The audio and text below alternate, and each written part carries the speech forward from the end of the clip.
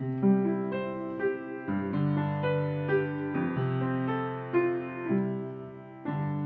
everyone, and welcome back to Fight to Test podcast with me, Tess Jewson, and my husband and co-host, Terry. Hello everyone. Last week, we spoke about how having PH impacts our mental health and the ways people can get the help and support that they need. I just want to mention that after recently speaking to the PHA UK, they are unfortunately no longer linked with Anxiety UK. But the support line with Paul Corris is still very much available and continues to be a big success. So please contact Paul if you need to speak to a PH professional. So moving on, this week is Invisible Disabilities Week, and so today I thought we would discuss PH as an invisible illness. Tess gets very, very passionate about this topic, don't you? I do indeed, but don't worry, I will remain calm tonight. As much as you can do. Definitely. So then, Tess, what makes PH invisible?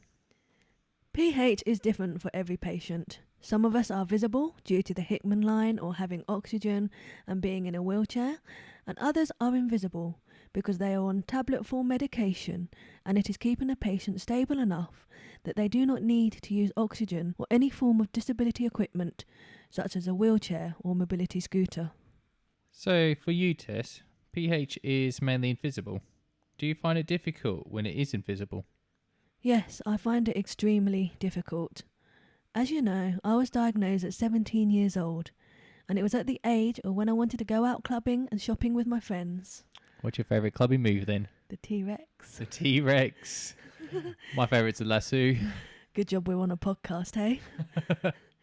I was very fortunate that the medication kept me so stable that I didn't need oxygen or a wheelchair at the time. However, being young, I always dressed up, put my makeup on, and made sure that I didn't look sick.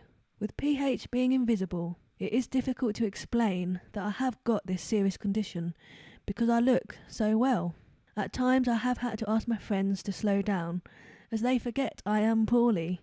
They do like to zoom off, I must say. I do hate telling my friends to slow down as it does make me feel like a burden, but I guess that's the life of living with PH. So then, talking about frustration, you get very frustrated, putting it lightly, with people who question you when you're parked in a disabled bay? Yes, I really do. Really? Does it get to you? Just a bit. So having PH means I cannot walk very far. My wheelchair is kept in a car at all times, along with my portable oxygen. Getting a blue badge is not easy, and nor is the assessment. The assessment is difficult because you are being assessed by someone who doesn't know what PH is, and if you're having a good day on assessment, it's very 50-50 on whether you're going to get awarded it. I have lost my blue badge in the past, but after appealing, I have managed to get it back. My blue badge is my lifeline when I'm out. Even if my breathing is good one day, chronic pain in the legs can happen instead. There is always a symptom of PH that we have to tackle each day, which is most likely going to be invisible. I can't walk very far, and I have to be near the shop entrances, and I can't climb hills or stairs, and so my wheelchair is needed. Being parked in a disabled bay makes our day out much easier. When I get out of my car, I do get looks and shakings of the head. It's like I have to limp when I get out of my car to prove that I'm disabled. It is people who are ignorant to invisible disabilities that irritate me the most. Yeah, we definitely know that. Have you received a lot of abuse due to having a blue badge? Yes, unfortunately, I have been at the end of terrible abuse, and I have even been fined with a parking ticket. Some days I retaliate, and other days I just ignore it. Over the years, I have grown a thick skin to those who question me, but it's very sad that this is part of having an invisible illness. We have enough to cope with, and we don't need others questioning our lives. As I said, it's not easy to be awarded a blue badge, so if someone does have one, then they obviously need it. Yeah, it goes to about what you look like from the outside compared to the inside. So, what have you done to try and stop the way people treat those with an invisible illness, such as PH? I have done a few campaigns. I always speak about it on my social media, and I've been on the radio speaking about it as well. I've also done some interviews with the PHA UK to try and raise more awareness about this. I also have in my car window a sticker. I bought it from the PHA UK and it reads, "Not all disabilities are visible."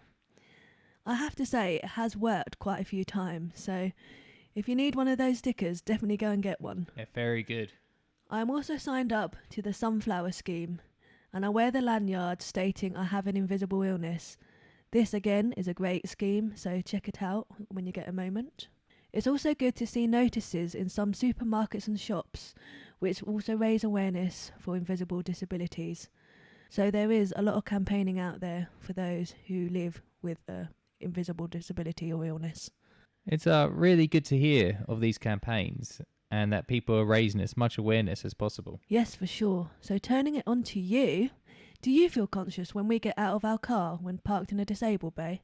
Yeah, it's never good being stared at from disabled bay when you're just the carer, but I stare them away at least, so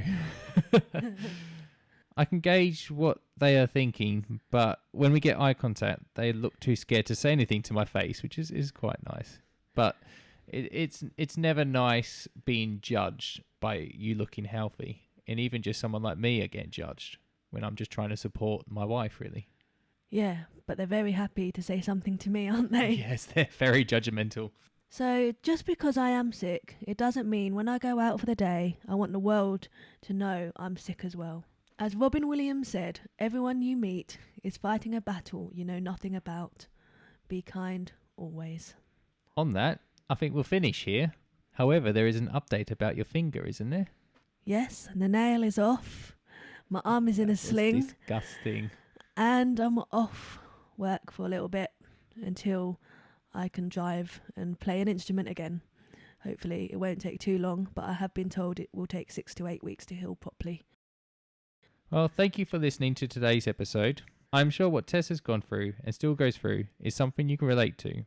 Unfortunately, there will always be people out there who question you, but remember to be strong and keep moving forward. Definitely. Don't forget, you can follow us on our social media platforms, Facebook, Instagram and Twitter, and email any questions or your stories to fightertestpodcast@gmail.com. Thanks again for listening, and we'll see you again next week. Bye! See ya.